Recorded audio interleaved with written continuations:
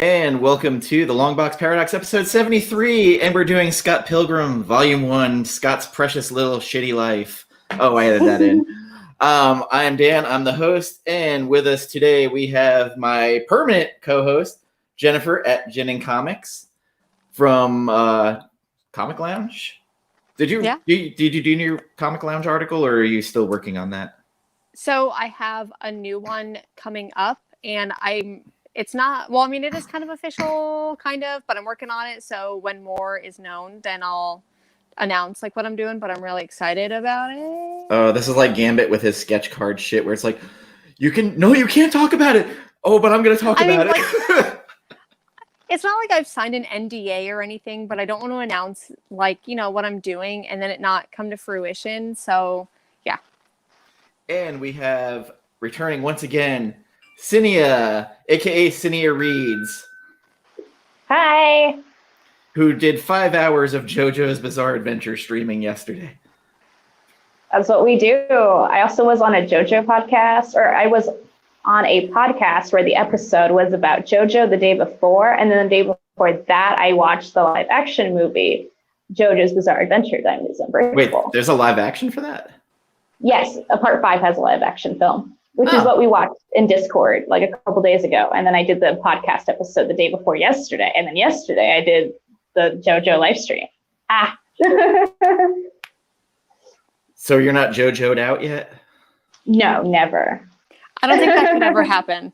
I don't. See that happening. Not for me. No. That sounds like me with Evangelion, where I'm like, I will sit and talk about it for hours. Me too, though. Me too. I love Ava so much. I can't wait. I can't wait for 4.44 to come out. If it ever does. Yeah. Well, I mean, the 3.33 took forever because they were like, the localization dub sucks. Redo the whole thing. It took an extra year because they had to remaster the entire audio track. Oh my God. Mm-hmm. Like, it was dubbed so bad that, like, it was like the old Godzilla movies. I think I never watched things in dub. Those I do, weirdly. I don't know why. I got used to the English voices because that's all I ever saw them on. Kind of like Macross. And also to start out like normal, Gambit, I asked him to be with us, but he's not. So I am going to promote his website, gambitsinc.com. Go get some commissions, get some prints so you can have something new on your wall to stare at while you're in quarantine. Please keep that man busy, please. The rates are pretty good. The pencil and ink ones are about $60 to $80. If you want full color, that's about $120. But still pretty good for the size. They're 9x12, or you can get the sketches on comic books if you so want that. He has a wide variety of blank covers. A wide variety, because I've heard him complain that he had 2 short boxes full of nothing but blank covers that he just stares at. Yeah. Well, he's been stockpiling for, N days, like right now. Like right now, exactly. Yes. Yeah.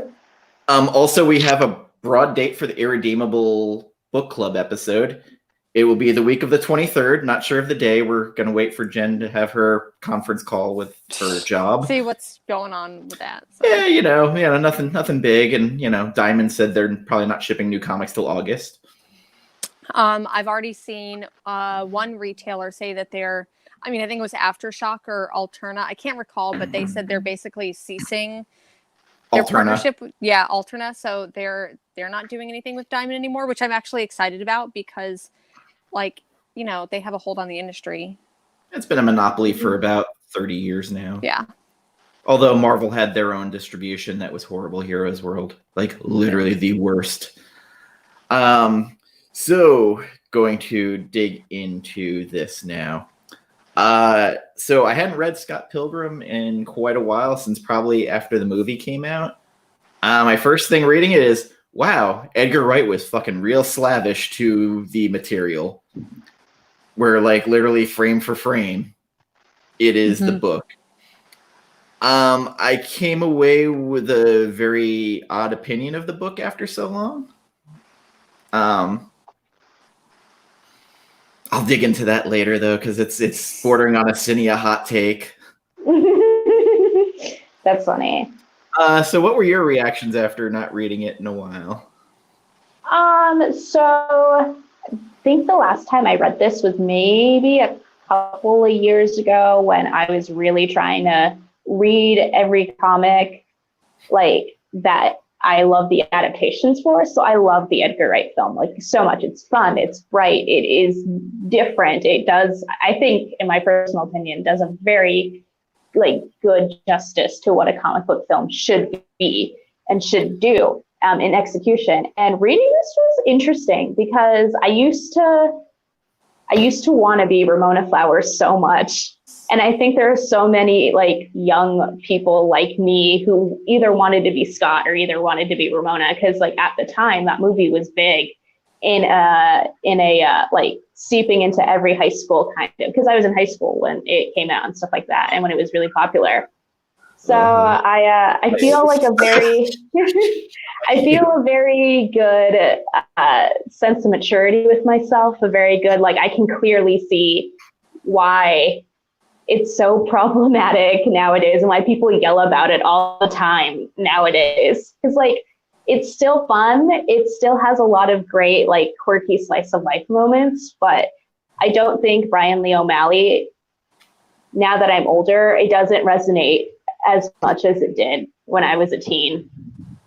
My thing was like knowing where it ends and knowing how the story ends and how much of a bag of dicks Scott is later on, like, and going through what I just went through the last couple of months with my ex and the whole controlling the narrative. And that is what Scott does. He controls the fucking narrative and his friends just kind of let him keep doing it and kind of enable him.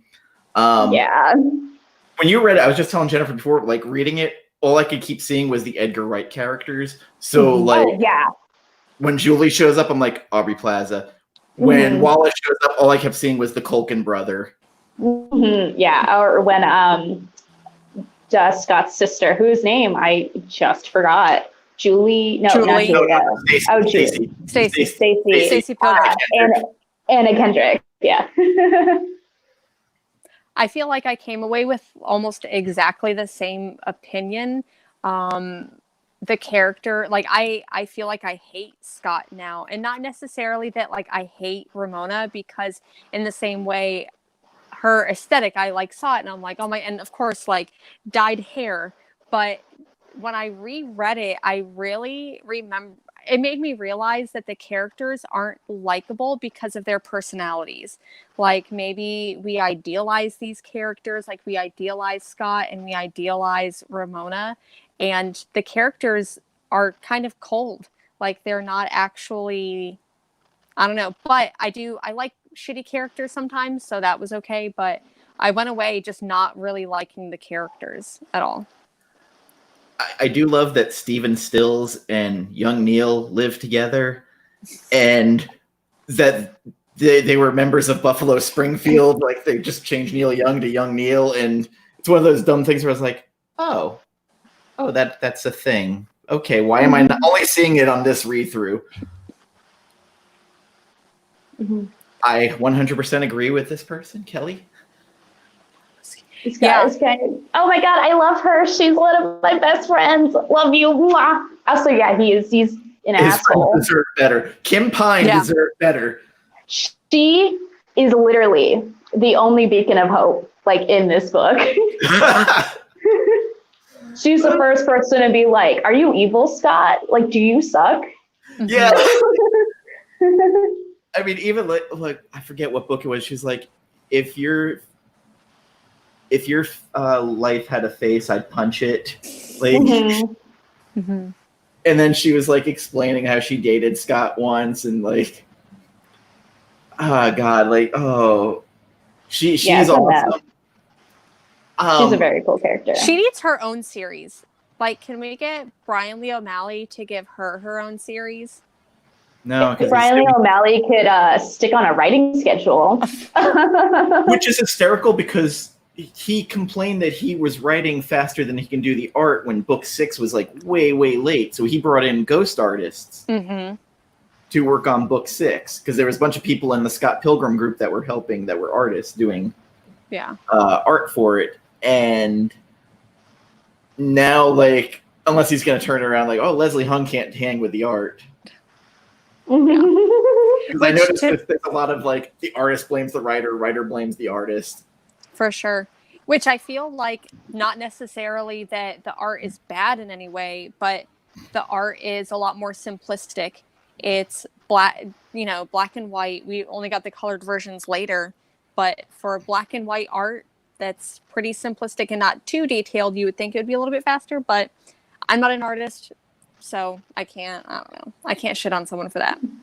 No, it's just kind of the coloring of the book, because I read the colored version, was jarring to me because I've read the black and white for so long. I bought these colored versions. I never actually read them. It's really weird.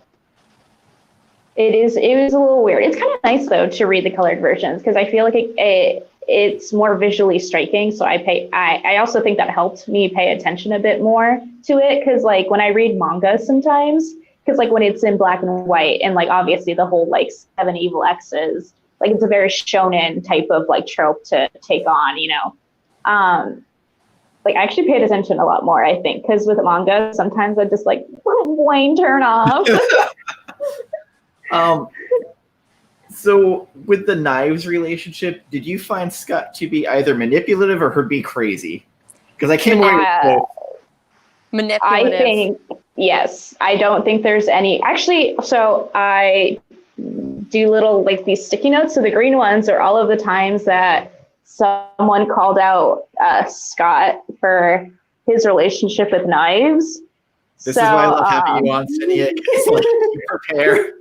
I'm like everyone, like from Kim to Wallace to his sister, like they all shit on him because they like, and like there are pages. There's one page in particular where like someone tells him like, hey, you need to break up with knives. Like it's not cool. Wallace like yeah. It's like not cool. And like you can tell that like Scott knows it's true and he knows he's being a dick, but he's so indecisive and so stupid to the point that it does nothing to wreak havoc on everyone else's lives, including his own. But then you had young Neil and Steven Stills enabling him by going, oh, cool, Chinese.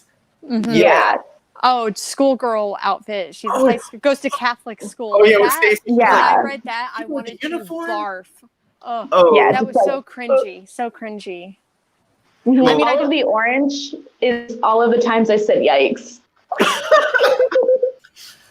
At least they didn't have the cringy arcade scene from the movie, though. Oh, yeah. Where he's doing the Paku Man. Oh, my goodness.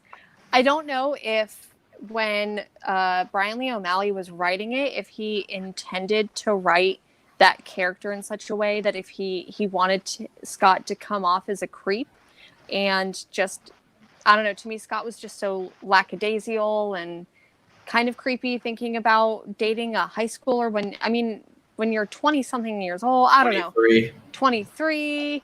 And to me, you shouldn't be doing that. I don't know. I hope that he intentionally wrote him as a creep so we can critique the creepiness, but I don't feel like that was intentional. I don't think that was intentional. Yeah. So remember when I told you, or like in the beginning, where I was like, I don't think that Bryan Lee O'Malley put enough effort into writing this to really like, because I've always been one of those people where whenever I talk about Scott Pilgrim, I've always been like, oh yeah, like a very obviously. Yes, Knives was 17. Mm-hmm. Yeah. Like it's obvious that they're both really shitty people and they experience a giant arc of growth and like setbacks throughout the series that like the takeaway at the end, like not to be like too spoilery, is that they become better people. But I don't think that he ever explores it enough. And like the way that Scott justifies like dating Knives to his sister on page 28 is like, his sister's like, why are you doing this? And he said, I don't know. It's just nice, it's just simple. And I think the takeaway there is supposed to be like, I think that's like the little seed of Scott knows what he's doing is wrong, but since he's not actually like physically enacting anything, he doesn't feel like a sense of like, oh, it's actually bad. Like I actually have to end this and I can't be doing this, because to him, it's like, he's not thinking and he doesn't have to because she's innocent and she doesn't know any better. So he doesn't have to try. And that sucks. He's such a shitbag. It was like he was just looking for someone to pay attention to him. Yeah. and tell him how cool he was. Mm-hmm. Yeah. I understand it when you go through a particularly hard breakup. And I mean, I know we can all relate to just shitty things like that happening. Let's take a drink. But I don't think that should justify using someone for their attention, using someone for their affection. And it wasn't honest whatsoever. Like, I feel like someone's lying to someone, obviously. Scott's lying to himself. Kim is the only one being, like, downright honest with him. Mm-hmm.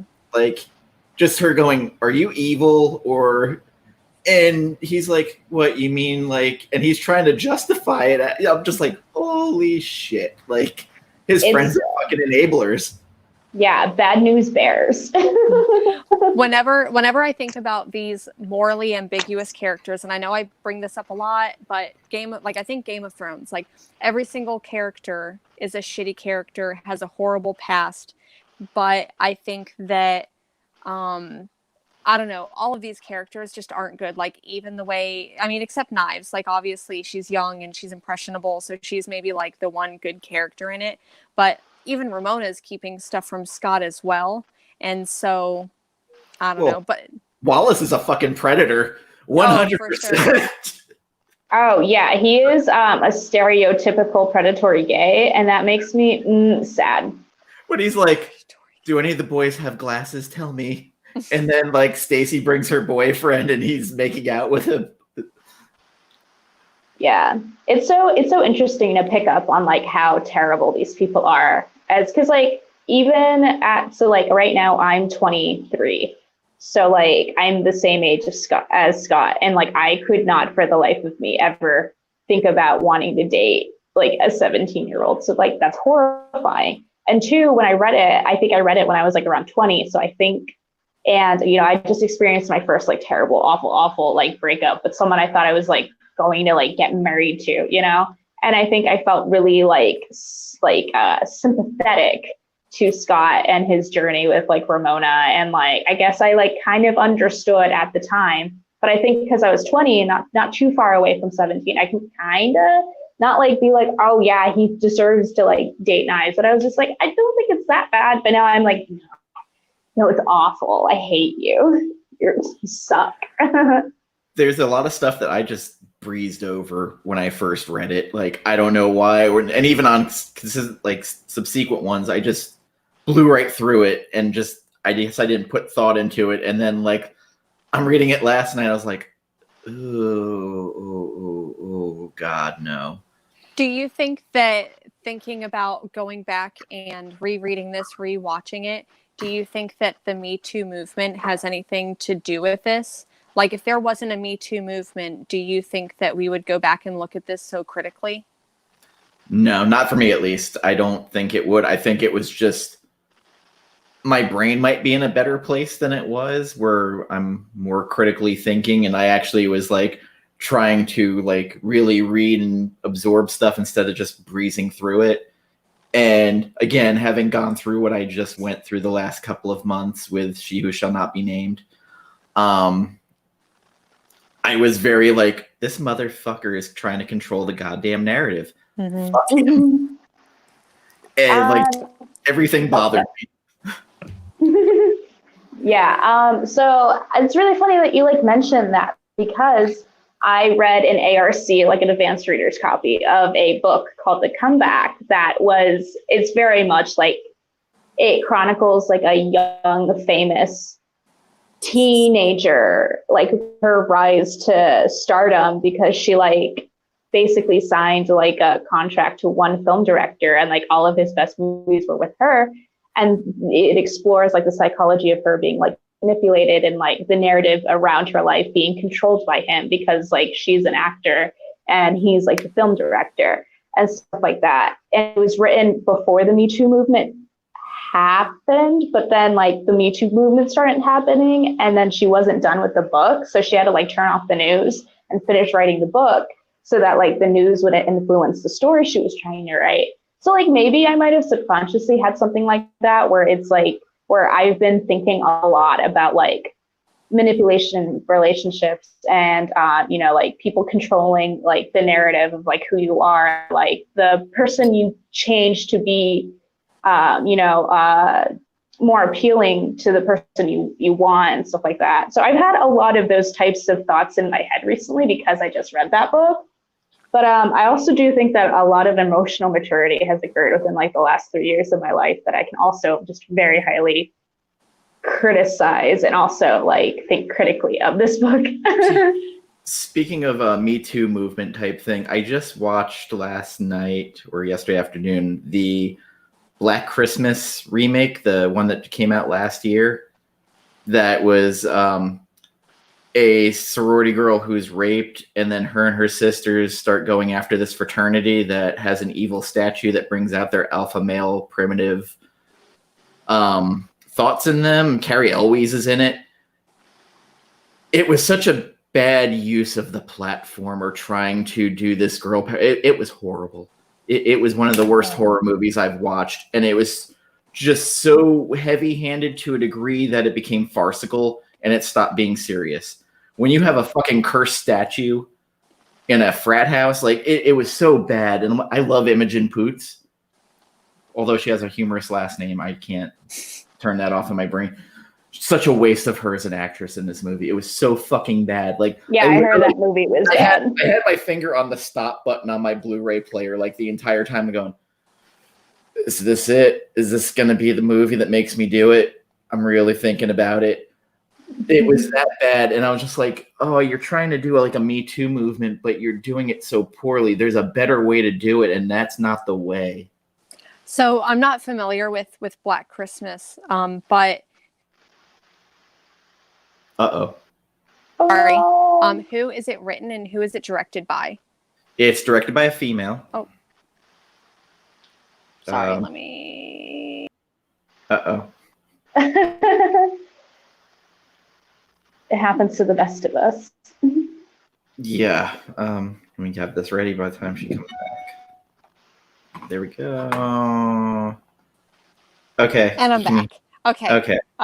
So I don't know if what I said came through, but who is it written by and who is it directed by? Like, and written and directed by Sophia Takal.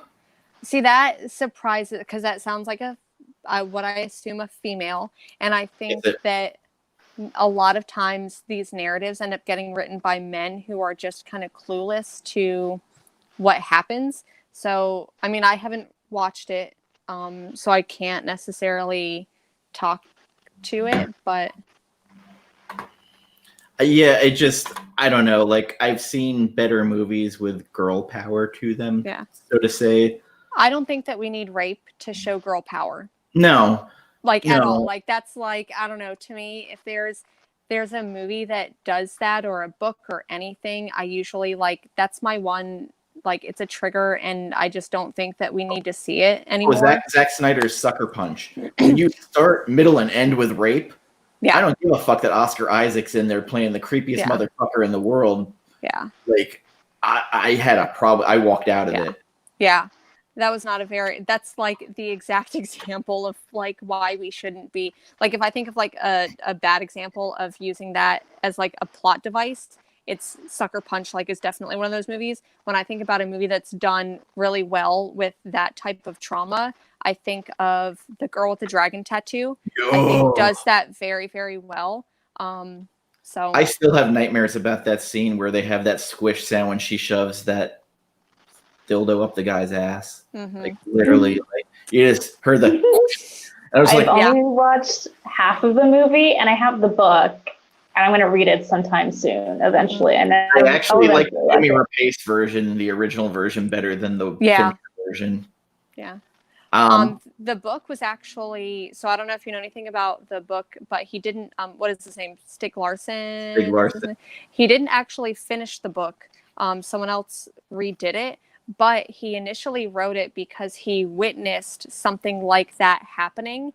And he basically wanted to write the book as like I guess, forgiveness, or because he didn't do anything to stop it or prevent it. And I guess it haunted him so much that he ended up writing the book.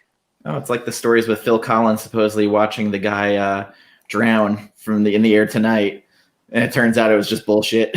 Yeah. Well, I don't know if it was bullshit, but Oh no, he said like it was literally talking about his marriage with his wife dying and not someone dying on a beach. yeah. But I don't know. Absolutely big retweet. I don't know what this is. But all right, Kelly, what are we big retweeting? Big retweet. Oh. Is that like big mood? Is that what Yeah, the kids are saying? it's like whatever someone just said, it was like, you hit that retweet button. You know, I was just thinking the other day because if you know me personally, I use Big Mood a lot, and I'm like, I wonder what this next version of Big Mood is going to be. So I guess I got my answer. It's big retweet. Mm-hmm. So back to the book. I'm doing a gamble with. So we're talking about. We always go off the rails. This is our brand, is going off the rails. So it seemed to have worked well last week or last episode because we hit 1,000 minutes watched really fast and 81 views in 2 days. Yeah. By the way, we're doing a random episode again Wednesday. If you'd like to join us, Cidnya. I would love to, except no, because I've just been doing so much stuff. I need like a break. You know what I mean? And I have a meeting after our live stream today, and then I have a meeting tomorrow about like affiliate stuff and like things. I'm like, I'm so tired. You do you, boo. You do you, boo. But next week we should do that. Also, if you want to be on the Irredeemable stream with us with Gambit, because we all miss him, and that's the only way I'm getting him back. I keep inviting me. He's like, oh, I don't know. I'm working on these commissions. I miss him too. He brings flavor that we don't have. Yes. Oh, like I still like it randomly went to the Black Hammer episode when I'm trying to explain like why Nailbiter is a tough book for me to do an episode on, and he's flat out laughing next to me. Because I'm like, I gave away all my trades when I freaked out, and he goes, I'm not laughing at you. I'm just laughing at the fucked up situation. I'm just like, Oh my God. Oh, it got worse. Like, it just... We miss you, Gambit. Yeah. We do, Gambit. I need the Alan Moore episode, definitely. He needs to be on there to explain his story of how Alan Moore is forever. Oh my goodness, yes. So I don't know if what else we want to talk about with Scott Pilgrim. But what was I gonna say? Okay, this time also I want one of those subspace highways because I would really love to have that to get around town and just rollerblade on our skateboard through. The Matthew Patel fight, sounded a little bit offensive this time. For sure. I mean, I don't know. I describe myself as a social justice warrior, and I feel like No, you like comic books. There's no such thing as social justice in comic books.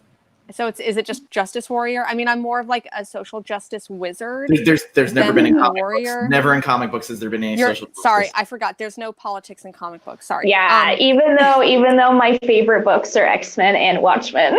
Yeah, right. But I do feel like, I don't know if, once again, if this was intentional, if he was writing Ramona because she mentions her dating Matthew Patel because there was a whole bunch of jocks and he was the only non-white kid. So like non-white, like non-jock kid. Yeah. Non-jock kid. So I don't know I don't know if he was writing that character as like, this is going to be my diversity character, or this is going to be like my token diversity character, or if he was writing that as a critique of Ramona, specifically like fetishizing someone as being non-white. She had to do the opposite of what everybody else was doing in kind of like a hipster way. I have the answer to that, actually, Jennifer, because in the back of I don't know if you have the hardcover, the color hardcover, or if you have just like read it online. So in the back of the book, there are author notes like that he has, and for Matthew Patel's character, I think he literally just says that he remembered like watching like Bollywood films one morning with like his roommate, And he just wanted to do that. Like, I wanted to do in a comic someday. He was created mainly for that purpose. He was visually based on a guy I saw on a train named for Harsh Patel, designer of the tilting font used in the book. Yeah, like, and that's what I mean, but I don't think Bryan Lee O'Malley was trying to do anything more than like what we saw on the book. Yeah. Because even when you look at let's see, like Knives, and we try to like understand, like, did he purposefully try to create like a 17-year-old to critique like how Scott is a shitbag at first, and then it literally all it says is like Knives is a vague amalgamation of a lot of Asian girls that he knew in his late teens and early 20s. And at the same time, she represents coming of age very literally. She changes more than any other characters in the series. So it's like he has vague ideas of what he wants to convey, but like there really is not a lot of depth, like per the author. Well, like anything. The name Scott Pilgrim just came from a Plum Tree song that used to play all the time up in Canada. Yeah. They had a song called Scott Pilgrim, and he's like, oh, well. Yeah. Later in the series, my favorite character is Lisa Miller, because she's the one who, like, Scott kind of abused the most out of all of the girls, in my opinion. Like, yeah, he did her dirty. Like, yeah, and the story also does not treat Lisa well. No. Like, at all. In this book, there is a scene that I love more than anything, where they're at the Battle of the Bands, and Kim gets pissed because Crash and the Boys have a female drummer. Is she a boy too? Yeah, and it does the...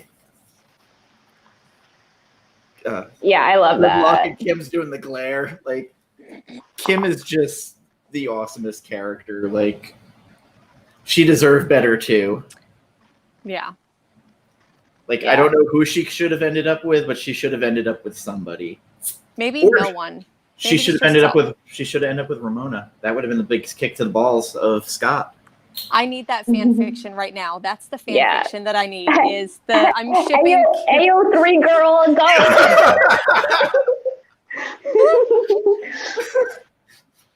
I love it. Yeah, it's really interesting because I liked Kim the most. I've never really cared for Kim in the sense that like Kim was just there, and I always felt like she was just like a background character that deserved more. But like reading this and like seeing her be like the first person to like call Scott out on his shit, like not be an enabler compared to Steven and like young Neil and like Wallace, I'm like, she's badass and she's super cool and she like knows it, and like she gets really upset. So Knives is super impressionable. And this is the first time she's like with Scott, she's experiencing like different people from she's by my style. Yeah, exactly. Where like Knives like, and like I've been there. I've been like a confused like kid who like is just hanging out with new and different people, and you see like aspects of other people and you're like, oh wow, that's so cool. And like I like felt so much like empathy for Knives. I've always thought like a couple of years ago, I thought Knives was just annoying and like Scott just like didn't deserve her, and that like Scott just kind of sucked for dating her. But now like all of those feelings are just like amplified because it's like, oh man, I see what you're doing. I see what you're going through. Like you're just so clearly being manipulated by this stupid jerk who like does not care about your feelings. All he wants is for you to give like an ego boost to him. And like you're trying so hard to be something that he wants, and you're not going to fill that void for him because like you're part of that. I mean, she got punched so hard her highlights popped off by Todd. I think it's book 5 or 6 where Kim, like, after Scott gets dumped by Ramona, she, like, goes and, like, lays it out for him and basically tells him, like, all the shit he's done. Mm-hmm. And, like, has the biggest honest moment with him. He's like, no, that never happened. Where he's lying so much to himself he believes it. Mm-hmm. And she's like, no, you asshole. Like, it's weird that this read of it, like, every emotion flooded back to me, or either that or I'm just a different person than I was when I first read it, where I'm just like, you fucking scumbag motherfucker. Like, I had anger that I have never felt. Well, I felt it, but I mean, towards this character that I never had before, where, like, literally I was just like, I hate you, Scott. Yeah. I think a lot of that has to do with the fact that there are so many quippy and wonderful and funny moments in volume 1 and like in the rest of the series. Like there's so much suave, laid back coolness to Scott Pilgrim and like the world and the characters. Because even though they're a bunch of dicks, like what's cooler than like a group of assholes? You know what I mean? Like you want to be one of those assholes. You want to be like hanging out with them. Yeah. Yeah, where it's like those are the cool kids. They don't have they're in their 20s. They get to be in a rock band. Like they're on the brink of fame, you know, and all of that stuff. But those people are vapid, you know, and they're not good because they're in a small town where nothing is happening and nothing is pushing them to be better. And in comes Ramona, an American. And like, it's also weird to me that like she's the American character and she's like the it girl. I like kind of thought that was weird. And like, when I was reading the author notes, I was like, why is there like commentary about like, oh, she's like an Asian schoolgirl? I was like, why is that there? And like, oh, Matthew Patel is like Indian Bollywood. I was like, why is that there? And then I realized that like when I was looking at the author notes that he was just like saying that a lot of the stuff is based on his life or like locations he's been.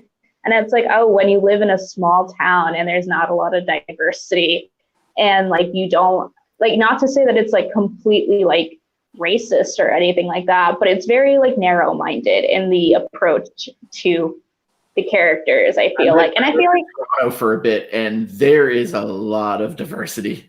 Like it's crazy. In what? Yeah, I lived in Toronto for a while. There is an insane amount of diversity there. Like culturally, it is like a melting pot, like New York. Kind of wild racism in some areas. Like there's a huge Polish part of it, and rampant anti-Semitism I saw. That's what it's at. Yeah, it's just interesting to like see it in these volumes, and like I don't know why it's there. But Bryan Lee O'Malley also doesn't know why it's there, so I'm just like, what's going on? I kind of feel like Ramona is actually like an interpretation of his wife, because his wife's Hope Larson, the writer / artist. She was doing Batgirl for a while, and she kind of looks like Ramona a little bit, and she colors her hair frequently like Ramona. All the pictures I've seen of Hope Larson, I thought that she just had like blonde hair. For a while she was dyeing it, but now she's stayed with blonde. But at least for back when this book happened,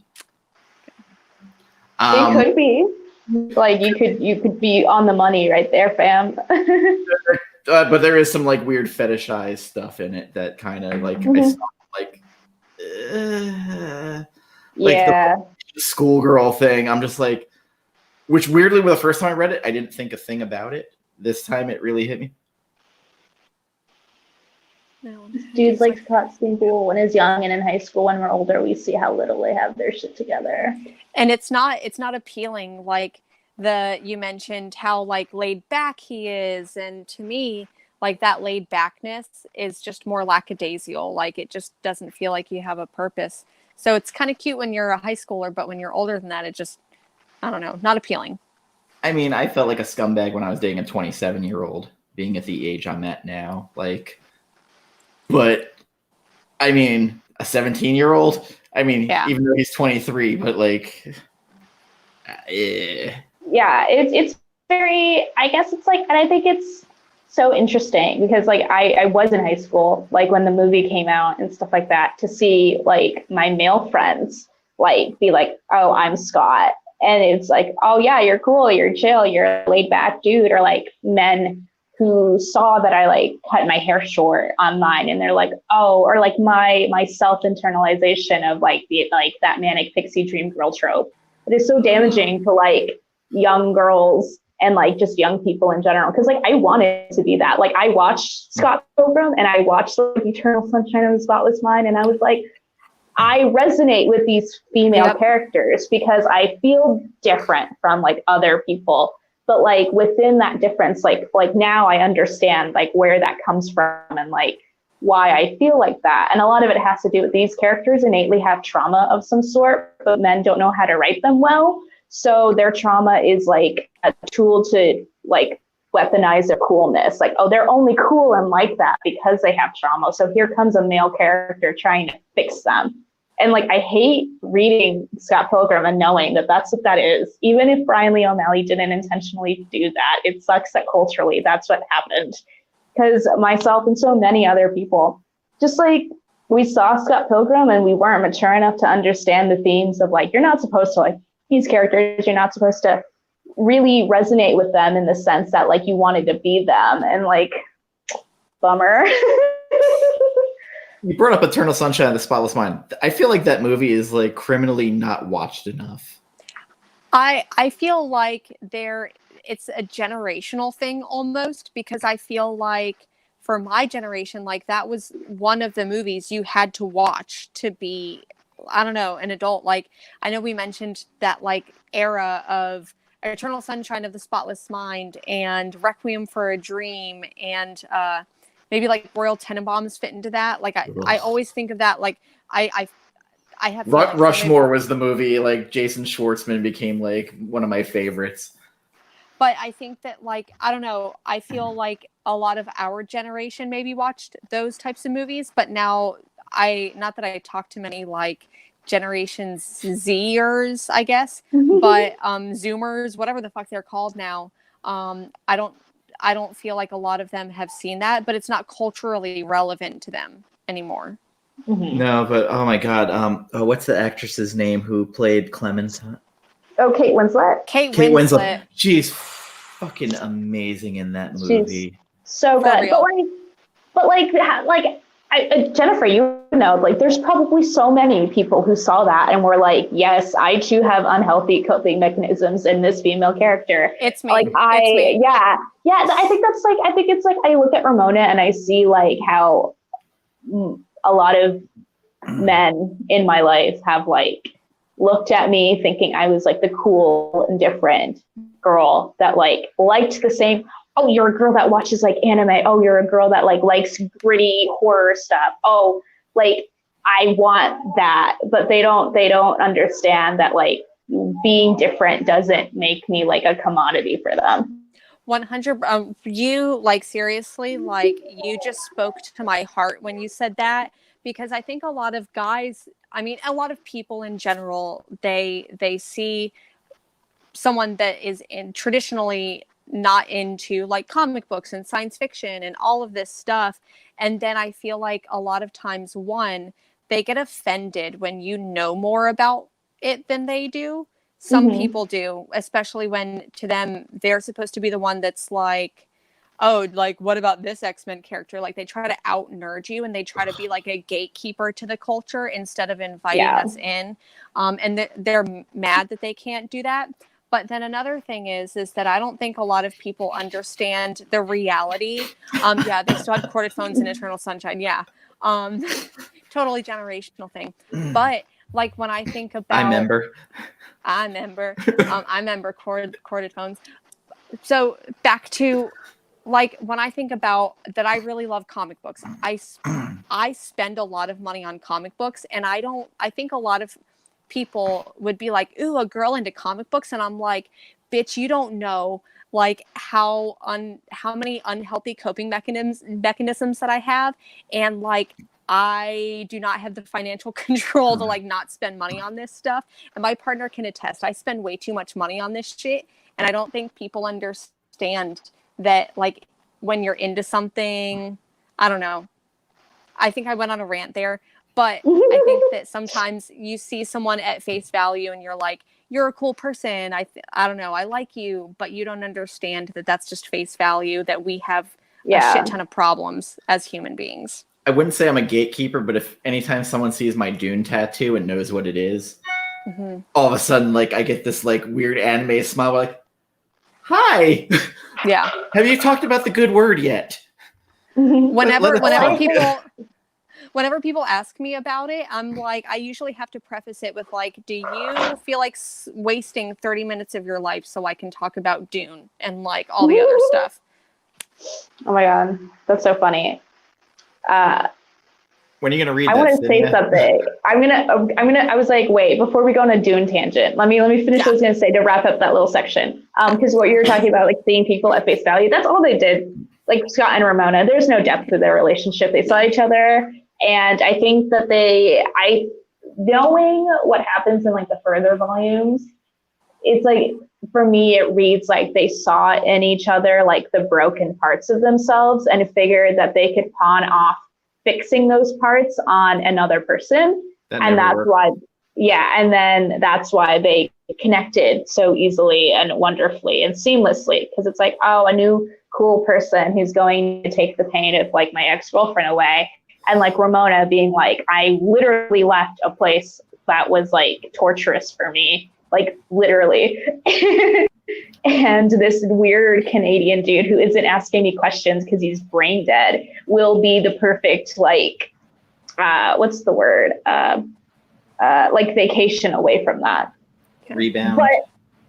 But to Dune, I saw those like Timothée Chalamet like fucking pictures today, and I was like, I would like to see it. I woke up and I was like, dearest Gin and Comics, here is the picture.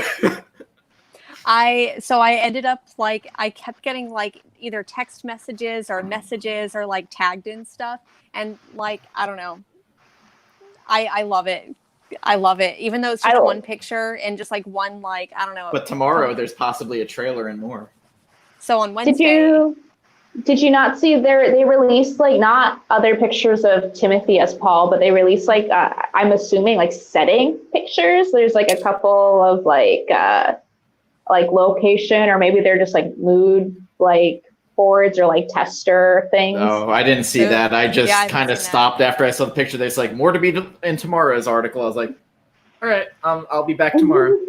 I don't know if I talked about it, but when the quarantine kind of first started, like the first week, I got by a fake Dune trailer and my heart was broken. So there was a moment when I saw, like when I first woke up to the news this morning of, I think it was Vanity Fair releasing the information. I double and triple checked that it was really Vanity Fair. I had to triple check, and I was like, am I gonna, like, my heart's been broken before. You know how many Call Me by Your Name people are probably going to be like in that movie, probably like, oh, look at him. He's just so gorgeous. Mm-hmm. Please. I've never seen that movie, and I've never seen a movie with Timothée Chalamet in it. Him and Armie Hammer are fucking magic in that movie. Holy shit. And that is totally not my movie. The only one I've seen him in is on Netflix. It's called King. That's the only one. Oh my God, with Robert Pattinson. Yeah. Nice. Wait, is that the one with Robert Pattinson? Is it, or is there another where like he's like a blonde-haired boy and they're like doing medieval shit? Unless there's another medieval movie with like Timothée Chalamet in it. I don't remember Robert Pattinson being in it, but like I separate my life in like pre The Lighthouse and post The Lighthouse. And so if no one watched the last week's talk, you're in for a treat. I had so many people say they want to see it now after your breakdown. Good.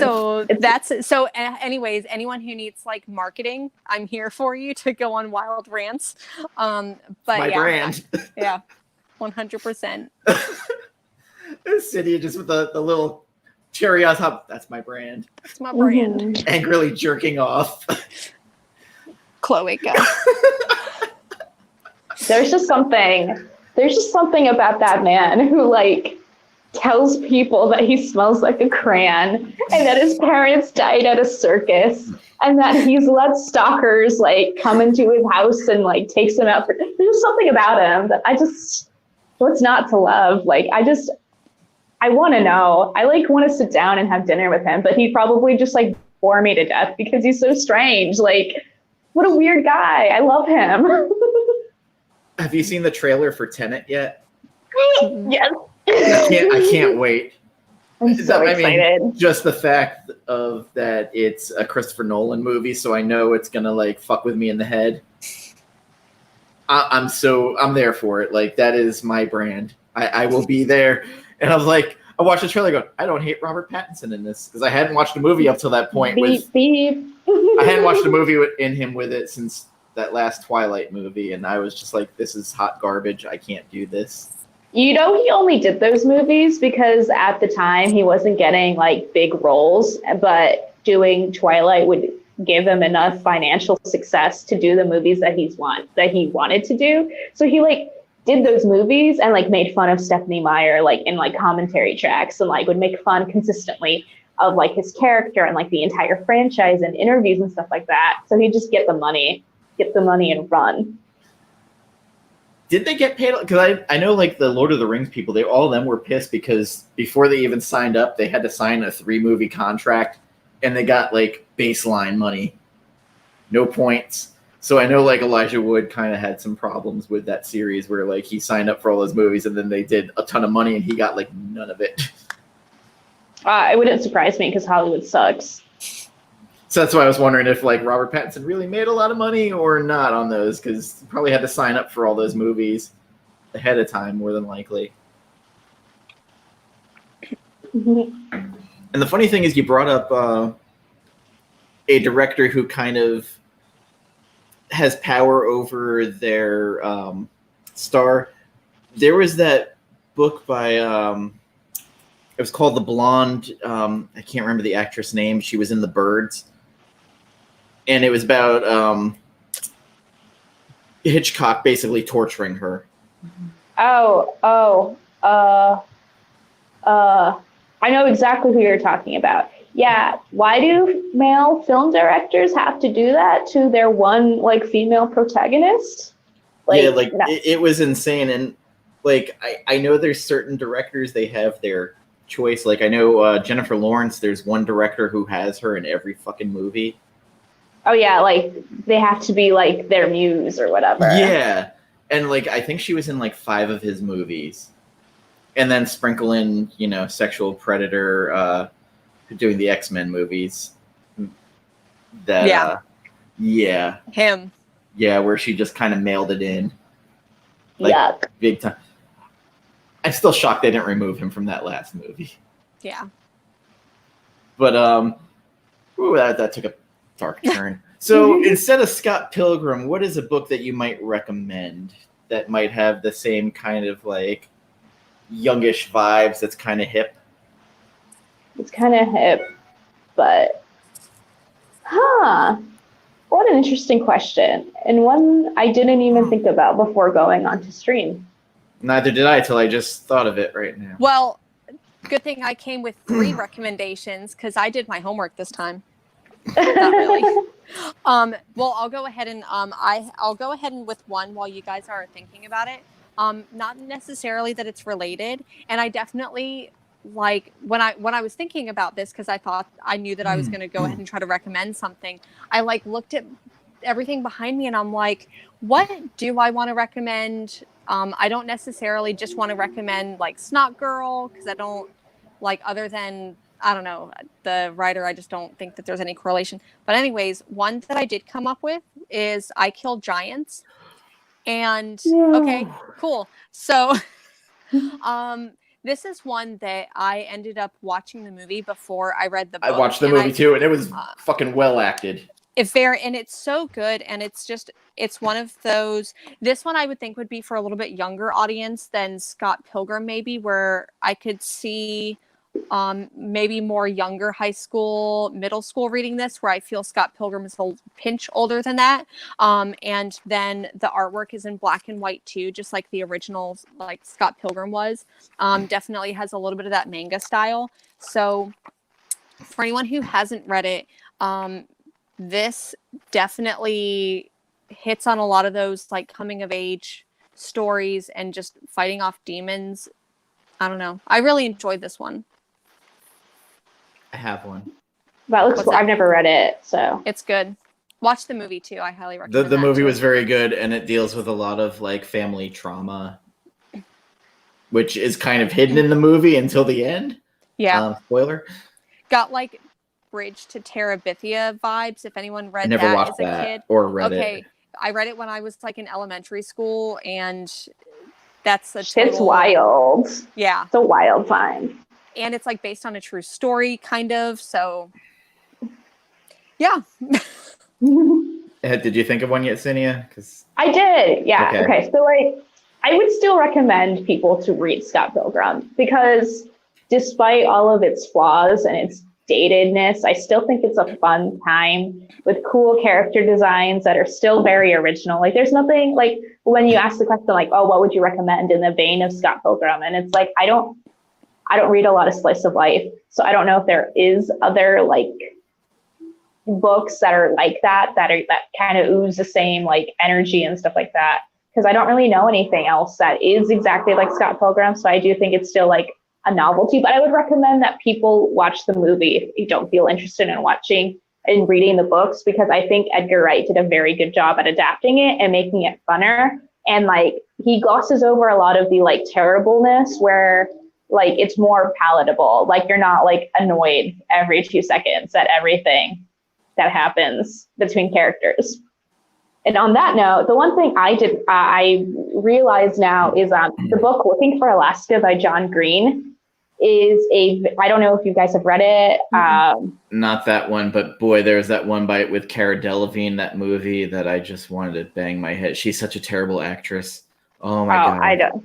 Oh, Paper Towns, I think you're thinking of. Yeah. Oh. And like Nat Wolf. Yeah, no, that one, I don't even like that book. But Looking for Alaska is about a guy that like meets like a manic pixie dream girl, like Alaska and stuff like that. And he like instantly falls for her and stuff like that. And she's like weird and she's quirky, but John Green writes it in a way that like something happens that like everyone needs to face the reality of like who she is as a person. And like they have to deal with like the fact that she's like not this perfect, like idealized version of themselves.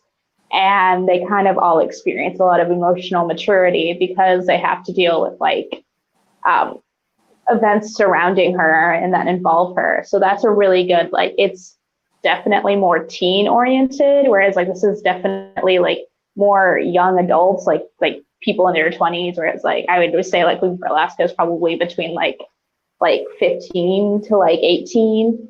But that's a really good one if you want like well thought out like emotional growth that it like has purpose and is actually thought about. Read that. Okay, so this is a way more adult title, but as far as relationship drama and people with fucked up hangups, Sex Criminals by Matt Fraction and Chip Zdarsky. Oh wow. Because these are two fucked up people that find each other, and they also find out that when they have orgasms, they stop time. So they decide to rob banks. But they have sexual hangups, and they have the discussion about it. It's like very open discussions about what's wrong with them. And I kind of love that in the vein of Scott Pilgrim, you have these two broken people that find each other. Go ahead, Jennifer. Oh, my favorite part about one of my favorite moments in Sex Criminals is when they're both talking, because they can both do this, and they've both these characters know that they can do this, and they've known since like teenagehood that like time stops whenever they have an orgasm. And I forget what the male character calls it, but the female character calls it like the quiet place. And what the male character calls it, like you just see these two completely opposite worldviews. It was Cum World or something like that. Yeah, it like was Cum World, like whatever it was. But then you definitely see like these two sides to these like two human beings who, even though they have this incredible power and like they're using their power for good to like save the library or the bookstore, whatever it was, but like. Well, he was shitting in the potted plants at the bank. Yeah.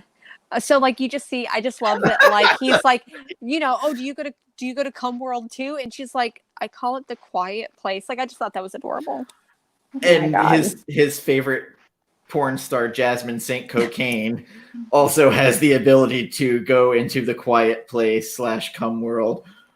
It's a fucked up book, but Matt Fraction at the end of each book, like him and Zdarsky put these sex tips. And they're some of the most fucked up shit you'll ever read. And they made a book called Just the Tips. Oh my God. I have another book recommendation too.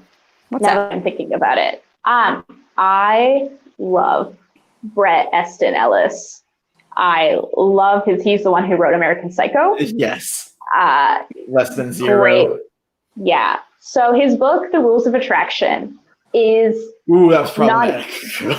Yeah. Like it's not even in the same vein as like Scott Pilgrim, but it is a very interesting book about broken people who find each other and keep finding each other. And like the pieces about them never really learn to like fit in. And while most of his books never have like payoffs for criticisms, like characters don't really experience growth or anything like that, and they kind of are just lulling through life, I still think that like that book is very interesting to read if you want to read about like the dynamics of like broken people trying to fit together. Except spoiler, they don't, because it's a Bret Easton Ellis book. But it's one of my favorite books because I just think it's just interesting.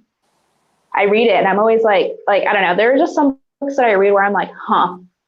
And I put it down and I keep thinking about it, and then I pick it up again and I read it again and I'm like, what am I supposed to learn from this? And then I just put it down and I'm like, huh, okay. A great slacker movie falling for someone that is on the opposite side of the track, so to say, or different career track. Say Anything with John Cusack and Ione Skye. Yes, at the radio, replacing Peter Gabriel outside. Yes. There's that discussion with her father going, well, what do you want to do with your life? He goes, well, I just kind of want to hang out with your daughter and, love her and kickbox for the future. One of those things, he's like, I don't want to sell anything, buy anything that's processed, manufactured. He does this like long speech, and I fucking love that movie. It's just so 80s. It's a good movie. I really like it. And again, that trope of the radio with a trench coat outside a window has not died. Iconic. Yes. Iconic. That is probably one of my favorite, like, romantic, not romantic movies. But John Cusack was in a lot of them. And if you want to see a great John Cusack movie, Better Off Dead is one of the funniest movies you will ever watch that involves a white man being thrown into a garbage truck. Good. Which it's him. Two black garbage man goes, perfectly good waste of a white boy. Oh, go ahead. Oh no, I was just gonna say it's so weird that I like for the life of me, I really can't think of a lot of like young adults coming of age books. One that I own. I definitely like. I think that like we talk about like our brand a lot, and like our brands, I think, are a little bit like older, more mature, just wacky and weird. Well, I'm just older. Yeah. But one that I came up with that I really enjoyed, and I know we talked about it once, but Battling Boy by Paul Pope. And I don't know, we talked about it once very briefly, but this one definitely, I haven't reread this book in maybe like 6 years. It's been a minute. I read it when it first came out, and I forgot how much I enjoyed it. Like, I love Paul Pope as an illustrator, but definitely one of those, in my opinion, like coming of age. You're learning about who you are, your family, and then it goes into a little bit more wacky science fiction-y type stuff than I remembered. So I think that someone who likes Scott Pilgrim, and maybe I think that people would really like this one too. And then The Rise of Aurora West, the like kind of like sequel-ish. Yeah. Also really good. So after watching Grant Morrison's documentary, did you come away with any thoughts? Oh, I still haven't watched it. Oh, I need to do it though. So I watched this documentary just completely sober, like no, not inebriated at all. And I wasn't sure if we were going to like talk about this or if we were going to save it for this upcoming Wednesday. There's plenty to talk about Wednesday. I just figured this was the time. So I so enjoyed this documentary about Grant Morrison and all of the things that he has gone through. And 100% like Grant Morrison has seen things. And one of the things, and I didn't know a lot about this, like how much that Grant Morrison is into the occult and all of these like just Oh crazy yeah, he's things. a wizard, dude. 100%. Like I didn't really know that When he about saw him. the Beatles or John Lennon visited him. And so, like, I watched this documentary, and then he talks about writing the Invisibles, and he talked about what, like, the sigils, like, basically, like, how to create sigils and how to start doing those things. And I just thoroughly enjoyed it. And How he summoned the demon, how the flesh-eating disease. and then how the things that he was writing about the characters ended up happening to him, and just all of this crazy stuff.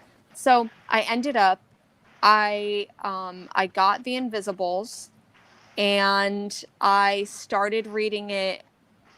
I was a little bit not sober, and because I knew I wanted to go into it not sober, and it was so delightful. However, I had to put it down because it does get like a little bit heavy, and it does get like a little bit wacky. So I'm like, okay, let me go ahead and put this down. And for whatever fucking reason, I decided to, I had another of his books that I had never read on my shelf, Nameless. Oh, that was good. So I decided to also not be sober and read this book. And man, like, it hit all of the weird, I would say wacky, that's your total brand, because that's like occult, that's sci-fi. that's like occult, sci-fi, weird horror stuff. And so on the back of it, it describes it like, it says it's a horror book. It doesn't say science fiction. It just says horror, but It's Event Horizon. It's Event Horizon. That was exactly when I was reading it. I'm like, this is Event Horizon. If Event Horizon was written like and filmed maybe 10 years later.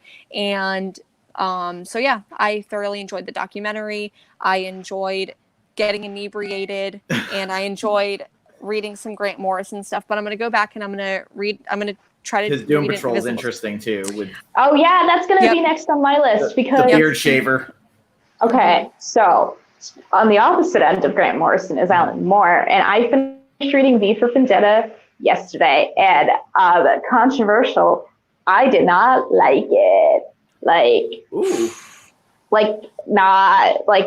Not for me. Like, too heavy or just not? I hated Evie. I don't like that Alan Moore wrote characters to be ideologies, because I'm a character. Like, I'm a character person. I like characters. I like understanding the weight that they carry. I like knowing all the nooks and crannies of like what makes them them. And so like it's smart. It's very well written. It has a lot of really great criticisms about totalitarianism and about identity and about like complacency within like the social structures of, fascism and stuff like that. But I just don't like that, I just don't like that they're like not people. Like, they're just beacons of ideas. Well, I right? mean, that's basically what V was just this no face like idea. Yeah, and like maybe it's just I wasn't in the mood for it, so maybe that's why I didn't like it. It was very like 50-50 I enjoyed the movie me. more than the book. I won't lie. I actually yes, I actually like the movie quite a lot, but maybe it's because I'm dumb and I like things that go boom. I don't know. But I literally finished that news, and I literally was like, because you sent the Grant Morrison documentary, I was like, hey, I'm going to watch the documentary, and then I'm going to read Doom Patrol, and then watch Doom Patrol. It was my like actual like. I haven't watched Doom Patrol yet. I've heard it's good. Grant Morrison though, like, he's just watching that documentary. I was like, this is a very interesting guy, and he's fucking cocky as shit, because in the Kevin Smith podcast on Fat Man on Batman, he had Grant Morrison on. Grant Morrison as a teen was sending like his art for Conan to Marvel, going, whenever you're ready to let Barry Windsor Smith go, I'm here waiting. Like, and then he talked about, all the weird stuff he was into, and how basically he had to kill a Robin on his run of Batman. It wasn't a successful run until he killed a Robin. When I was watching the documentary, I like immediately I'm like, okay, like I really like Grant Morrison. And then there was a part where he just comes in, and maybe it was the shots that they were doing where he's in that like fucking paisley t-shirt and he's like meditating, and I'm like, who the fuck is this dude? But then as I further watched it, I'm like, okay, I thoroughly enjoy this weirdness. He is you can tell he's cocky and at some point kind of full of himself, but I think maybe he's mellowed down as a person. But well, even the I don't interview know, with you saw the interview with the artist who's like, so I knocked on his door and then it opened by itself and he walks up naked. I'm having breakthrough. Yeah. I'm having a breakthrough, and then the door just closed and I didn't see him move it. And then at like San Diego Comic-Con, he sees a guy who looks like Superman in his head. So he sits down and talks to this guy about what Superman's about, and then writes All-Star Superman from this interview with this cosplayer he met. Like it's insane. Yet he doesn't talk about the magical war with Alan Moore, which I wanted an hour on that. Maybe that's the fan fiction that we're supposed to write. We need to write Alan Moore, Grant Morrison fan fiction. But there's two other enemies to lovers. Ooh. Oh, slash fic. They went from polar opposites to positives. Yeah, slow burning enemies to lovers, like fantasy, like high fantasy book. Alan Moore braided his beard so it looked cleaner. This stuff writes itself. So there's two other documentaries I highly recommend from that company that did it. There's one that is the Warren Ellis Talking with Ghosts or something like that, which Kelly Sue DeConnick and Matt Fraction are in a lot because they met over his message board. Oh, that's so cute. And they were very active. Same with Kieran Gillen and Jamie O'Kelvey, who ended up becoming like teammates for WicDiv and stuff. So a lot of them are interviewed in it. And then there's the Image Revolution that this company did, which was the forming of Image. I've seen documentaries about the rise of Image and like the comic bubble bursting of the 90s, kind of in part because of Image. Valiant too, but Rob Liefeld does a Todd McFarlane imitation in this documentary that is pretty amazing. Oh yeah. I would see one of I had like an 18-ounce like Coca-Cola before, and I am a baby, so that's like enough to get me like wild up. Well, I was mentally drinking every time I was thinking about my ex during this, going, okay, I'm not gonna say it, but I will drink when the thought hit. Because she's a horrible human being. But anywho, anything else you've been watching or reading worthwhile? Because I'm just about ready to start this Imaginary Friends Stephen Chbosky book, which after Perks of Being a Wallflower, I'm kind of interested in reading how dark it's going to be. Oh, yeah, that is the same dude. Yeah. Oh, my God. And the book is thick with 2 C's. Oh, you want to see a thick book? So I have a tripod now, but it's still like a small I was going to say, are tripod. you reading Jerusalem? Yeah, I was just thinking Jerusalem too. So here's the side of it. It clocks in at, let's see how many pages it's got. Oh shoot, is this one of those books that like don't have freaking pages? They don't have pages. Oh my God, yeah. It's got over 850 pages, and it is The Familiar #1 by Mark Z. Danielinsky. Because I know a lot. Okay, so like people either love him or people think he's like pretentious and like they want to return his books and they're like, this is a bad time. Don't know why I spent money on this. I don't understand it. I don't get it. But does the font all in one direction or is it rotating? It's rotating, but I love multiple point of view like narratives. I do. I guess I like to torture myself. But no, when you have to keep rotating the book to read. Oh, I mean, House of Leaves doesn't do that much. Does it for like 10 pages or something like that? No, dog. That's a no. No, I love it. Yeah, I would not recommend this to almost anyone. But have you listened to the song he did with his sister? Oh, with Poe, yeah. Yeah, Hey Pretty. Mm-hmm. They're so cute. And like Circus Survive did a song about House of Leaves, literally called it's like Unknown Track off of like Juturnia, but it's like now called House of Leaves or whatever. But they only have In Fear and Faith is the only one worth listening to constantly. Buy all of their stuff is worth listening to. I mean, you've seen my Circus Survive tattoo, right? I have. Yeah, no, I love. I'm a fan, but I love Anthony Green. But yesterday I read all of book 2 of Sweet Tooth by Jeff Lemire. And like I don't know what it is about Jeff Lemire, but like the way that he draws is like ugly. But like it's like it like speaks to me. Like I look at Gus and I look at like Wendy, like the pig girl, and my heart like just like melts into like goo, and I love them so much and I want to protect them, and I don't know how he does it, because like every time he draws I'm always like ew, but then I'm like his stuff is ugly. Like that camera wouldn't work with his art. It but I read that was really good. Have you gone back to Gideon Falls? I don't think I will ever touch it again. I don't know why. It did get better. It won an Eisner, and I was like, "Wow, okay, no. I'm being like very biased right here." So like, here's the problem with it. It's very innovative. It looks ugly, like not in a cute way. Looking at it, the textures of the art by Sorrentino. Sorrentino. Like I don't want to touch the book. Like I don't know like how to describe it. Like you know how like those people have like you know how like people have like they can't look at things that have like a bunch of holes in it. Like the way that people describe that is how I feel holding that book. And like when I look at like what is like Old Man Wolverine, because he also did art for that story or something like that, like I look at it and I just like don't want to touch it. Like I don't want to look at it. It makes me feel very weird inside and I don't like it.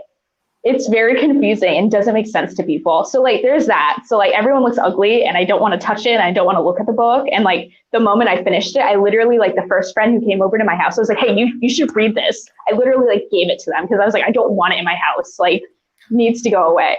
This is how the movies start. Yes, like, I don't know. Your Annabelle doll, like, here, take this. It's cursed. Yeah, I was like, I don't. And also it's really slow and I didn't like any of the characters, which is like what I'm starting to find out is like, if I don't like characters, I don't like it. And like, that's the thing. That Mercy book, like, Jen and I did the review, like, we can't even remember a character's name after reading the book. We literally could not remember one character's name after reading the book. We both reviewed it. We're like, you know, that person, the one who... The one, I think they were a vampire maybe? Or Oh, wait, is that the Image book that everyone and their mother was like going crazy for? Because they had like pretty covers. Yes. I didn't even buy it. I didn't even read it. Because like sometimes I look at stuff and I'm like, nah. Yeah, it was a beautiful book. We both talked about like, I don't remember anything about it. Like, I hate books like that. I at least want one thing I can bring out of it. Yeah, I'm a character person, or it needs to be so weird that I can like forgive the fact that no one's interesting. But like it was so slow that like I was like whatever, because like Image and Jeff was like it's like it melds my love of like Twin Peaks and horror, and I put all of that into like everything that mentions Twin Peaks. You're a shill. You are such a shill. You're just like, I'll buy that. I will try it because I want to see. And then I'm like, usually just the only time I haven't been disappointed was like Nailbiter. But everything else I've been like, I'm the same. Rick Remender puts out something. I'm like, I'm sure all the characters are bags of shit, but I will buy into it. And then the Death or Glory came out. I was like, I'll keep buying it, but I don't really love it. Like hate reading it. Oh no, hate reading was like 100% Rob Liefeld's Major X. Why? Why did you just like throw your money away, dude? Like I don't get it. Because the train wreck of it all. When Major X came out, like all of the X stuff was having its moment, like House of X, Powers of X, and I'm like, oh, like pick this one up too, I guess. Take my money. And I bought issue 1, but never went back. 12 panels of riding a motorcycle in the desert. 12 fucking panels. Now the Tom King Batman. Uh-oh. Now that I hate read the fuck out of, because I would get texts at 4 a.m. after working overnight going, hey, you're going to hate this. It's the worst one yet. And I'll be like, it can't be that. And I'd go to the comic store and I'd start reading it because the guy was letting me read it off the rack because I canceled my subscription for it for most of the Tom King run. And, you know what? Well, anyway, he told me I needed to not be in the store reading it because I started cursing while reading it. That's funny. You know what I did start reading this week because, so anyways, I picked up Doomsday Clock Volume 1. Yeah. And that was a series that because the schedule was so choppy, like issues weren't coming out consistently. And I bought issue 1 and I think I liked it because like within the first text, like my birthday shows up, like the first line is like, it was November 22nd or November 23rd, which is my birthday. So I'm like, oh, okay, this is going to be a cool book. And then I never like really kept up with the issues. So anyways, I started going back and trying to read this. And boy, did I fucking hate Doomsday Clock. Like that is a book that I'm going to just give away because I hated it so much. Wow. I love Mime and Marionette. Hated them. Really? I so much. 100%. I gravitated to them. Nope. Interesting. I own all of the issues and single issues, and for some reason I read the first issue and I haven't touched any of the other ones. I don't know why. I maybe I hated it. Maybe I just didn't get to it, but I think it's funny that you talk about hating it, and it's like I have it and I have no inclination to read it anytime soon. I ended up picking up some of the issues when I could, but it was never consistent. So I'm like, wait, do I have issue 4 or like what happened? And maybe it's because I watched the Watchmen HBO show, which I loved. I haven't watched it yet. And I 100% love this show so much. And I think that maybe I was trying to compare the two and they just don't even compare at all. So maybe if you hated Doomsday Clock, try to watch the HBO show. The Comic Queen and I did like an hour just on the last issue. That's good. Good stuff. Wow, she's going to be upset. I didn't say I hated it, though. It took me 4 to 5 issues before I started like really getting into it. But a lot of things had to happen. Of course, I had to keep rereading everything because Gary Frank could not keep a schedule. And he full on took the blame on Twitter and got abused constantly. And his art, whatever you want to say about what you thought of the book, his art was fucking beautiful. I mean, it's a beautiful book, don't get me wrong, but if the story's not there, I can't just look at the art. Same thing with Mercy. Like the artwork is beautiful, but if the story's not there, and maybe it's because when I was reading what are the characters, Marionette and Mime, like I'm just like, are they just trying to do the Great Value brand Joker and Harley? Like Ooh. Unpopular opinion. Is that my hot take for the week? That is. But holy shit. What did you decade? It didn't resonate with me. See, I thought they were actually like a Harley and Joker that actually loved each other, wasn't a fucking abusive relationship with one beating the shit out of the other constantly. I'm not saying that I 100% agree with you on that, but I didn't give a shit about them. Oh, I literally, since I'm back on the whole online dating thing, seeing people in their profile put, I'm Harley looking for her Joker, and I'm like, do I message them and tell them how wrong every part of this sentence is? That's not how you get dates. That's not how you're going to get dates. No, but listen, I have to correct when I can. They can't appreciate. Is it kind of like whenever people are like with the same thing with the Hulk, like She-Hulk and Hulk, and it's like, no, they're cousins, or they are cousins. Yeah. No, it was just one of those things where I was like, I should really correct them on this because unless they're looking for someone to smack them around, that's someone. That's a dark hole that just traveled. Yeah. Actually, I'm not on online dating. Forget that. Forget that whole sentence ever happened. Yeah. I'm doing just fine. Oh my god. Now, but that's all I've really read. I've read a lot recently. like I read a manga called like Witch Hat Altier, and it sucked. It was pretty, but it just sucked. Have you read Blade of the Immortal? No. It's great. I do have Immortal Hulk though. I haven't read it though. That is good too. That's good. But Blade of the Immortal is a manga. It's kind of like Lone Wolf and Cub, but it's a guy who has these worms that he makes him immortal, and they sew his body back together, and he can even take someone else's arm and they sew back on. But he's protecting this young girl, Rin, who is looking for revenge for her parents being killed. It sounds like a manga. Takashi Miike did the live-action adaptation of it, which was fantastic. The anime, I believe, is on one of the streaming services. Oh, cool. Might be Crackle. But he's the 100-man killer. He killed 100 people, and one of them happened to be his sister's fiance.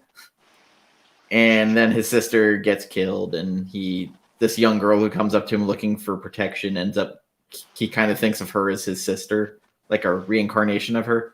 Gambit's doing a tattoo of it whenever his shop opens back up. And I'm having him do the Bobo Glenn Danzig guy on my shoulder from Nailbiter. Oh, okay. I was like, I haven't read all of Nailbiter, so you should. I was like, who are you talking about? Especially since the new series will probably end up in August, maybe. In August, whenever things hopefully come back. I could have avoided doing that whole episode had I known this virus was going to shut everything down. Yeah. Had a lot of fake blood on during that episode. I went total theater kid for it. Oh yeah, I saw the pictures. Oh yeah. Just watch the episode. It's a lot of fun. Especially Gambit's just like, oh, this wasn't bad. I really like this. I've done art. I've done tattoos for it, but I never read it before. And yeah, so we're going to do Irredeemable the week of the 23rd. Not sure what day yet. Okay. So if you have time to read it, go ahead, Cidnya, and you can join us. And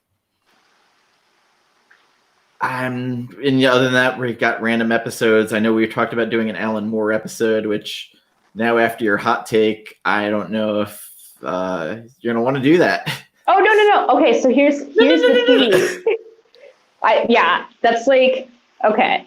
I didn't like V for Vendetta, but I love Swamp Thing. I love like Watchmen. I love everything else. I'm actually surprised that I didn't like V for Vendetta. I thought I was gonna like bow down to it and like be like, my new manifesto. But I think it's just as I'm reading, I think this is it. I'm reading way more books than I have in a very long time, like physical, like traditional literature compared to comics. And I think because now I'm realizing, I like character-driven narratives, that like I think it's seeping into like how I read comics too now, where the very big like ideological like preaching, I was like, man, I just came here for some like anarchy. Like, why are you yelling at me, Alec? Like, I felt like he was yelling at me. Well, then again, I didn't like From Hell. From Hell was just boring to me. I haven't read that one. That's my one Alan Moore movie. A book that it dragged. I think it's one of my least favorite. Like, I didn't necessarily not enjoy it, but it's been a minute since I've actually read and watched V for Vendetta and From Hell. So maybe it's time to go for a rewatch. I did reread League of Extraordinary Gentlemen this week. Oh. Is that good? Mm-hmm. I liked it. It's fun. It's using these literary characters that I guess are considered public domain at this point without having to pay their estates. Mm-hmm. And it's a fun adventure book, especially Mr. Hyde. I read the first 3 volumes and it's been a couple of years and I still enjoyed them greatly. Alan Moore, when he's on, is great. Like the stuff he did for I guess Wildstorm Homage back in the day were really good, where he had his own imprint, where Promethea, which was his version of Wonder Woman, with J.H. Williams III, was fucking fantastic. Yes. Also, I'm going to go back to this again because I really think you'll like this, Cidnya. Planetary. Pick it up if you get a chance. Yes. I'm waiting. Did you read further? Yeah. Mm-hmm. Did you finish it? No, I haven't finished it yet. No. Have you met the 4 yet? Yes. Yeah. Yeah. So maybe we'll talk a little bit about that. It's such a fucking brilliant. I'll honestly say outright, I think it's Warren Ellis's best book. I don't know if I would. Let me finish it. Transmetropolitan is really good. That one has a really special place in my weird ass heart. Which, if you're looking for the anarchist shit, that is what you're looking for, Cindy. Oh yeah. Yeah. It's on. I think it's on Comixology Unlimited. So I'll read it after. Actually, I'll start it after we get off stream right now because I don't have anything to read yet. So I'll do that. Oh, sweet summer child. I have so much that you could read. Although the anarchist stuff, there's certain decent stuff. But Planetary, if you could find it on Comixology, read the shit out of it. Because Jaquita Wagner is like the biggest badass female you can see in a book. He definitely writes her very, very well. Like she's super strong, super fast, and she gets bored really easy. And that's her biggest downfall is that she gets bored. We're just like sitting in a helicarrier. She's like, I can think of an old man that's pissing me off that I'm ready to kick off this freaking helicopter. And literally they're just having a regular discussion. That's funny. It has things where they go back in time where there's like a Lone Ranger type story. There's also like, it's weird because the story is about how the Earth at the turn of the century, 1900, created its own antibodies to keep the planet safe. So there's people there called century babies. So they all got these weird powers and they're kind of immortal. So one of them who was in the Authority had electrical powers, and then Elijah Snow, who's in the Planetary, controls cold, where like they fought Dracula and he froze his groin and kicked him in the balls and broke him apart. It's weird and it's good. It's very weird, and the whole thing about it is kind of very Portland of let's keep the planet weird. For sure. Keep it weird. There's an issue 10, where there is their version of the Justice League, and the 4 trapped them and took souvenirs when they killed them. Oh. So there's like Green Lantern's ring and everything else. Like, just, it's analogies of other stuff. But such a great series. But Transmetropolitan is great because it's kind of the modern day journalism where Gonzo journalism with Spider Jerusalem. Spider Jerusalem's kind of a blogger. Yeah, it's been a while since I've read it.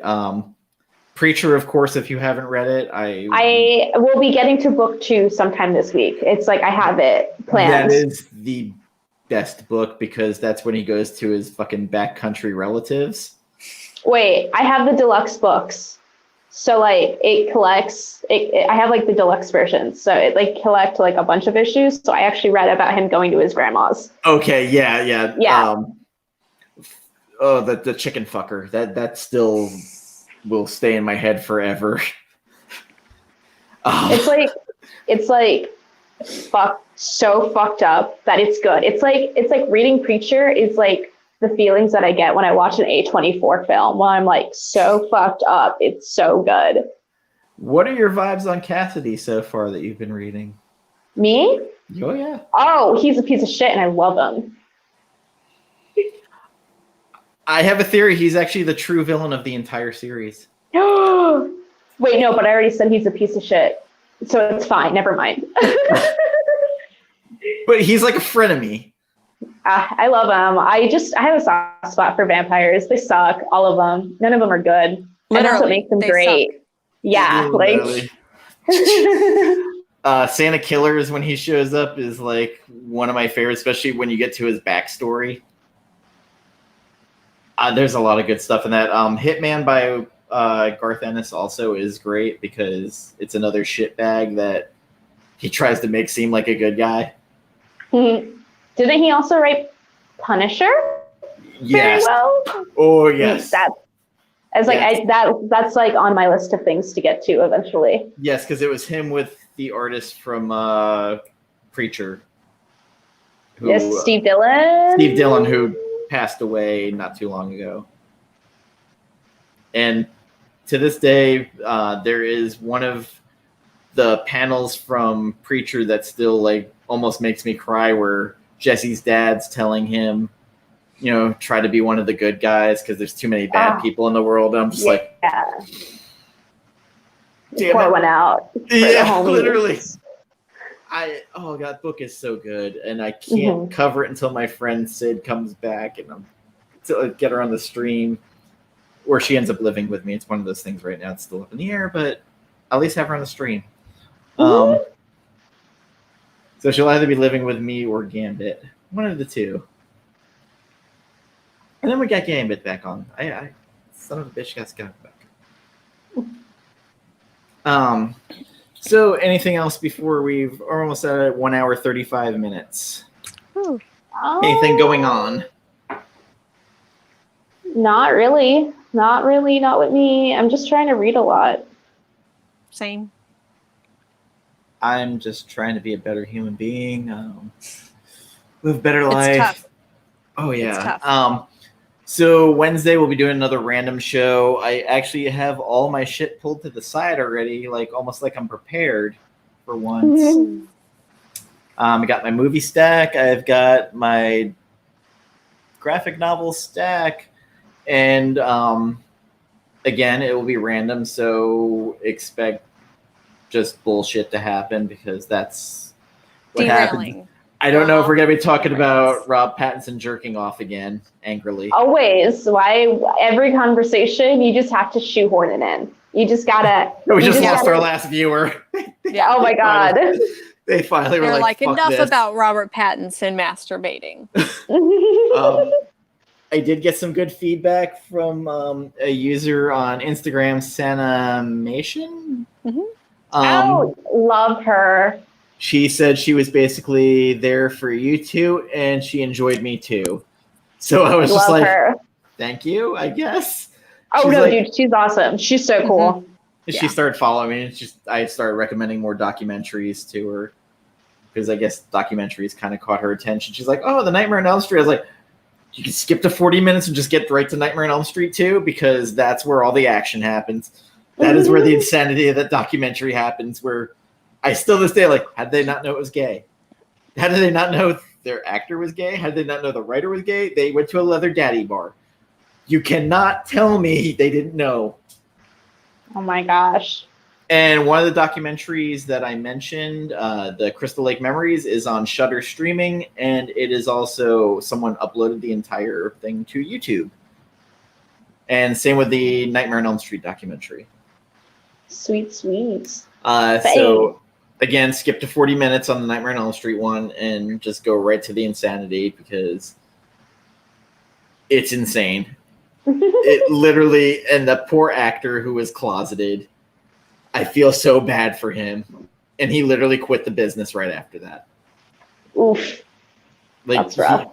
And then he went to a gay bar and saw the video of him dancing on top of a bed from the movie and had to walk immediately out. I don't know if I need to watch another documentary about a queer person being tortured. Well, it's only 10 minutes of the movie.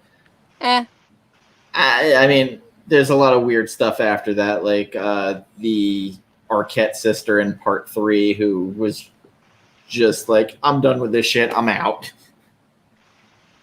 That movie just sounds like, I've never seen Nightmare on Elm Street too, so like, there's also a great Scream documentary called Still Screaming by the Ryan Turek, who was I forget what magazine he was part of. He's now with Blumhouse. He's part of the production team for Halloween. But the Still Screaming documentary is really good. I also recommend that, and they also have a lot of Matthew Lillard in it. And he talks about how he improvised a lot of his lines in the movie. That, hit me with a phone, you dick! I gotta watch that movie again. It's been a while. But I guess that is going to be it for us. We've run out of gas. It's almost 1 hour and 40 minutes. Whew. which I keep saying we're going to do an hour. We're only going to do an hour. I know. And we actually stopped talking about the book a long time ago. Yeah. A long time ago. I guess it's because this didn't really have a lot of interesting things to say, Bryan Lee O'Malley. It's weird because, like, in my memory, I love this book. And then I sat down and started reading it, and I got angry. I think that's just nostalgia like that. That's how it happens, you know? I really didn't think Scott was such a dick. I don't remember it. And maybe because I've watched the movie more than the book since. Mm-hmm. And I forget the actor's name, but he was kind of a little bit more charming in his doofus. Oh, Michael Cera. Michael Cera, except in This Is the End, where he blows cocaine in Jonah Hill's face. Ooh, that was a funny movie. I wish I had fonder memories of it now. Like, I think that's all I have, because reading it, I was like, I hate him. I hate Scott. I love Kim still. That has not changed, but I hate Scott. Anything from you guys other than? Nope. I'm on Twitter and Instagram at Cidnyareads, and you can find me on there. I will have a review coming out for an advanced reader's copy of what's it called? The Comeback by Ella Berman. That's really cool, and I'm very excited. It comes out in August, but my review will be out later this week. Find me on Instagram. That's it. Just Gin and Comics. And maybe on like Twitter, just, I don't know. That's it. And Instagram, the Comic Lounge. The Comic Lounge. I do reviews on the Comic Lounge too, but at comic_chop_news on Instagram, or at Chop Comic on Twitter. Follow on Instagram my friend Tattered and Broken. She does horror reviews. She's on furlough, so she's writing more than ever. Great person, great picks if you love horror. Wednesday, we're doing another random show, which when I say random, it's really fucking random. I might have a lot to say about the cursed movies, because I watched the Omen one and the Poltergeist one. And the Poltergeist one is jarring for many, many fucking reasons. Holy shit. Especially knowing what now happened to the sister in Poltergeist, Dominique Dunn, related to the author Dominic Dunn, whose brother is Griffin Dunn from American Werewolf in London. I did not know the whole story behind that and how involved Dominic Dunn was in the trial and everything. Lot to say about that, and I have a lot of movie picks. I have a lot of book picks, so it's going to be a full episode, and there's going to be a derailment, I'm sure, because that's what we do now. And the week of the 23rd, we have Irredeemable with Gambit, hopefully with Cidnya, and we're going to get down. We're going to talk about some shit. I'm sure some stupid shit's going to happen, because that also is something that happens on it. And thank you for everyone who's been watching and who has been viewing all of this, because for fuck's sake, like literally Jen and I were like texting going, hey, we're at 40 views already. Hey, we're at 50. Holy shit, oh my God, we're at 80. 60. Because the 81, I was like, all right, I don't even know anymore. And that makes us at 5 over 1K minutes watched, so that's pretty impressive. And you guys are getting all the attention. I'm just there in the background at this point, so I'm fine with that. I'm fine with that. I added 2 more viewers for subscribers, and again, thank you for watching this bullshit that we do. That's just our distraction from our depression from being locked in the house. And the normal everyday depression. This is just like extra depression sprinkled on top. It's a healthy coping mechanism with friends. Healthy. So anyway, thank you, everybody. So long, farewell, Evita, say goodbye, and watch some of the shit we recommend. Talk about it. Bye-bye.